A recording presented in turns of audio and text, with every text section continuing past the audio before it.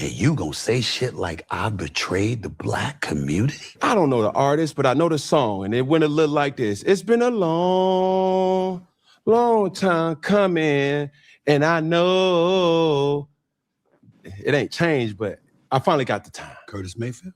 Curtis Mayfield. Appreciate it. You heard the voice. Huh? Bro, that ain't Curtis Mayfield. That's Sam Cooke. What's wrong with them, bro? What's wrong with them, bro?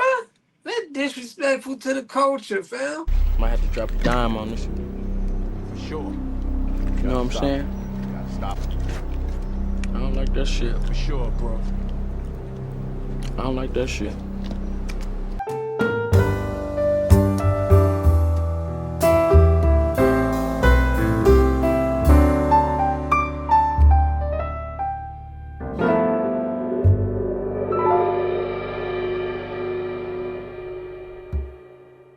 So many emotions are going through my mind right now because there's so much that I want to cover. I'm here for it. And I appreciate you taking the time because it has been a long time. But we're here now. Given the circumstances of the most recent event, let's talk about the interview of Jason Whitlock. Okay. A lot of times people, they wanted to make this an issue. Where did you stand when you first saw and what was going through your mind? I had no issue with you sitting down with him. You wanted to sit down with him to discuss you and him. This is your podcast. You own it. Obviously, it was going to be a riveting discussion that was going to be beneficial to you and what you're trying to build. And I'm a supporter of yours. And so because of that, I had no issue with it whatsoever in regards to that conversation. My issue with you and Peggy, where you at? There he is. There you go. See what I'm saying? Was one thing and one thing only. If you're gonna ask about me, ask. Like, to let somebody go on and just talk shit and don't have no facts, don't know what they talking about, and to just let them go on, that was the only issue that I had, nothing else. Hey, you know, I understand when Outkast, what's his name, Andre 3000, he was with the weird dressing. But God damn it, man. That's a fine right there. That's a big fine. Well, go ahead. The issue for me was that he talking about what I did when I was in college. That was 1988. That's 38 years ago. He's talking about what my upbringing was like. That was over 40 years ago. Where the hell was he? How did he know? And to me, it's that simple stuff like, where you getting this from? How would you know? Questions like that should have been asked. I'm not here to tell you, Peggy, or anything like that, because I got love for y'all. Ain't no biggie. But I was just saying, if you're going to let somebody, if you're going to ask about me, what I'm saying is, I've never hid. I've always been there. I've always been me. Everybody else changed as they saw me climb. You want to act like I'm on First Take and that's how I got my name. Nah, I got my name because I was at the Philadelphia Inquirer and the New York Daily News before that. I got my name because I was at CNN-SI. Never even heard of that. CNN-SI, CNN/Sports Illustrated, had their own sports department. I was the one that helped originate that, covering NBA on Sunday mornings. Went from there to Fox Sports. Best damn sports show wanted me. I didn't want to do that, so they hired John Sally. I did the National Sports Desk, best damn sports show. Me and my man Kevin Frazier from Entertainment Tonight. He was the host. He's trying to explain to us that he's not a plant. He actually deserved to be the house, you know, to be a house Negro. He worked his butt off to get paid by the slave masters. That's basically what he's trying to tell us. Went from there to ESPN. Everybody acting like First Take came along, and that's how I made my bones. Do your homework.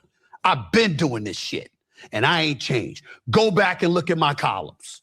They want to tease. I was on the basketball team and wrote that the coach needed to retire. On the team. On the team. Now, mind you, it was because he had health issues. Okay. He had health issues. He knew it. They didn't know.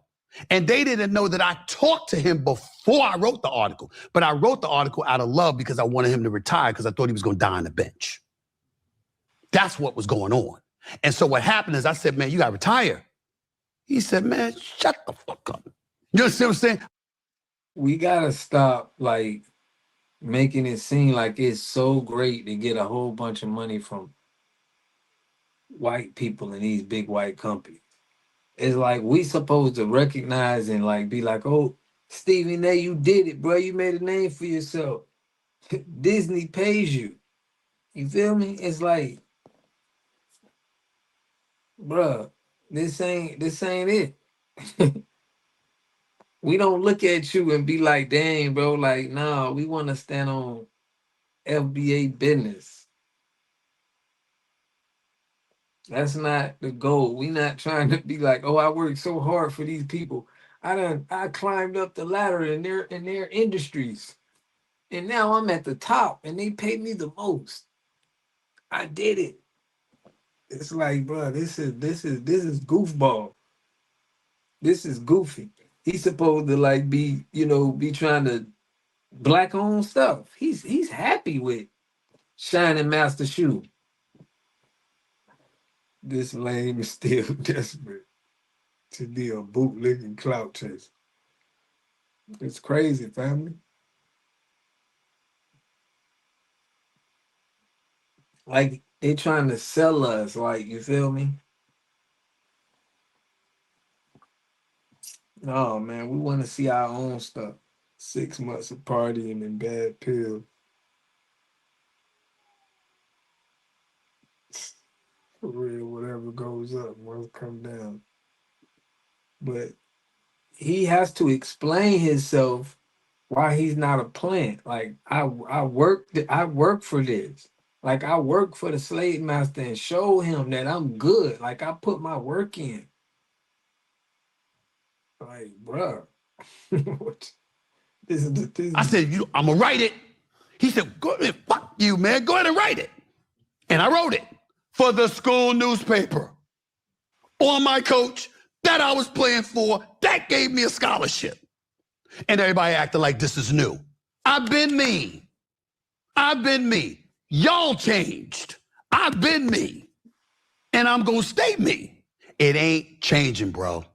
When I see people, and that's what I'm talking about when I'm talking about betrayal. You in my life, I got love for you, we tight, and you gonna say shit like I betrayed the black community? They talking about me with this politics shit. I can show you a speech that I gave in 2007, right before Obama took office. In 2010 at Vanderbilt University, I said, listen to this quote. Politics. I wish for one election that every black person would vote Republican. They're like, what? How can he say that? I said, it's simple. We don't give a damn that you said that. So you think because you trying to flip-flop Democrat, Republican to be a flip-flopper, this is why we see you. We see them little ass you did with Kyrie Irving by telling him he's stupid for not wanting to get the jab. Why would he even think that to say this is what we talking about, family? No, you good. Stay in your lane. This man crazy, family. He think just because he said that, well, you supposed to be good with the black community? And listen, whoever got that name to be like, man, the black community saying, they be right on, family. We gotta stand our ground. That's what it is. And they be feeling it. They just don't be wanting to say it, but they be feeling it. Yeah, he told my man to shut up and dribble.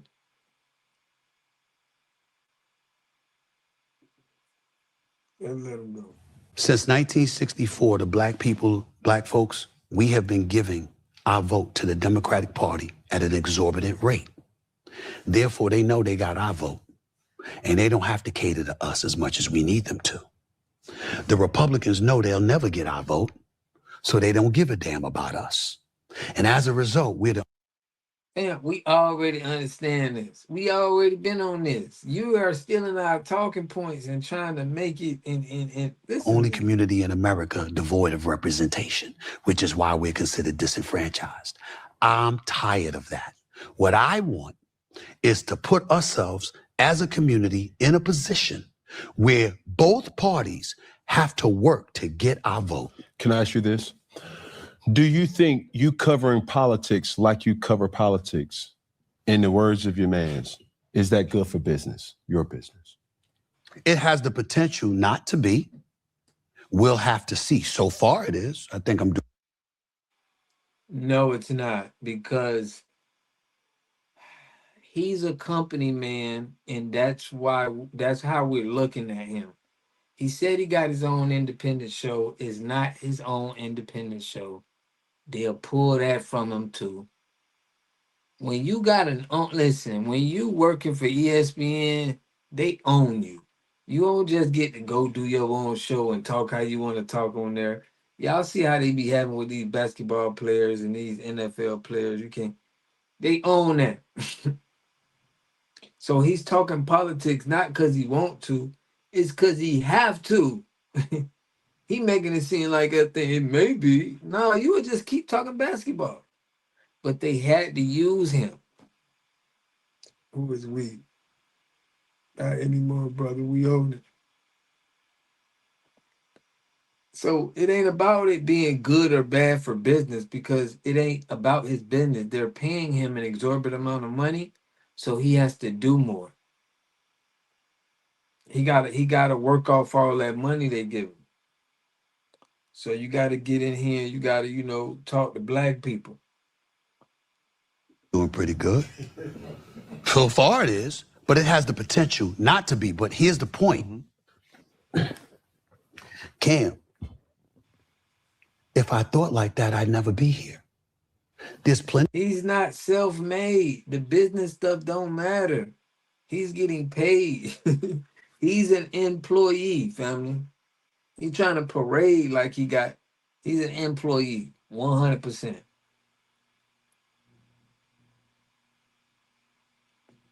He on the 360. Hey, they got that boy on the 360 deal. But please give this barber his space.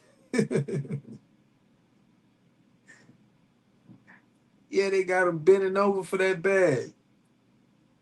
He acting like, I just talk about politics because he want to talk about it.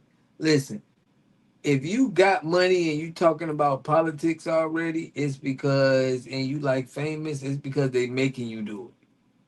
Really? You have to do it. They need you. There are decisions over the years I could have made that would have been good for business.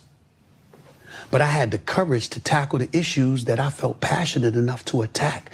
That's what makes me me. Now, I like where you at, because similar to you covering politics, it's almost similar for what does an athlete have the credentials to speak about other sports. For the record, why are you even speaking about politics? Like, what goes into the thought of like why from all your shows, all your platforms, you have a show that's dedicated to politics? Okay. So before I answer that question, let me close what I was saying by saying this. I said that not to discourage people to vote for Democrats or anything like that. What I'm saying is, if Cam wanted to buy this property, do you walk in, I'll give it to you, how much you want? Or do you investigate and find different spots and compare prices and see what better deal you're gonna get? Same thing if you're buying a car, same thing if you're buying a house. You're saying flatter me. Flatter me. What I'm saying I said it back then, flatter us. Stop thinking that you get to assume that you have to earn our vote. That's it. That's all I'm saying. And that's what I stand on to this very day. The dress code up there, we may have to pass out some violations and summon some people, man. This dress code up there is getting a little out of hand, family. Well, ladies and gentlemen, I promise to keep it funky. Woo! I don't know the artist, but I know the song, and it went a little like this. It's been a long, long time coming, and I know it ain't changed, but I finally got the time. Curtis Mayfield? Curtis Mayfield. Appreciate it. You heard the voice. Huh? Bro, that ain't Curtis Mayfield. That's Sam Cooke. What's wrong with them, bruh? What's wrong with them, bruh? That's disrespectful to the culture, fam. You are everything in our community. You're the American dream. Why? Came you ODing, bro? You got no. You didn't play basketball. No, them pants too damn tight, Cam. You tripping. I don't know what's in them damn cigars he talking about. We is not glorifying working for historical slave master corporations, fam. We not glorifying that, making it seem like this is what we want to do with ourselves. That ain't where we going. A community must have three things to have a community in it. You must have a wholly independent economic structure that can provide goods, service, products, and things for your own people, and jobs and tax spaces for your own people. You should at least control four basic things. You should be trying to control water, food, medicine, and energy to be able to survive and compete. Here we got Mr. Pollock. He had a cornfield. He took advantage of a free water test from us, and this is what we found in this water. We found sulfur, we found hardness, and we solved these problems with an easy fix of 2 tanks. So get your free water test today. Stay blessed. Click the link below.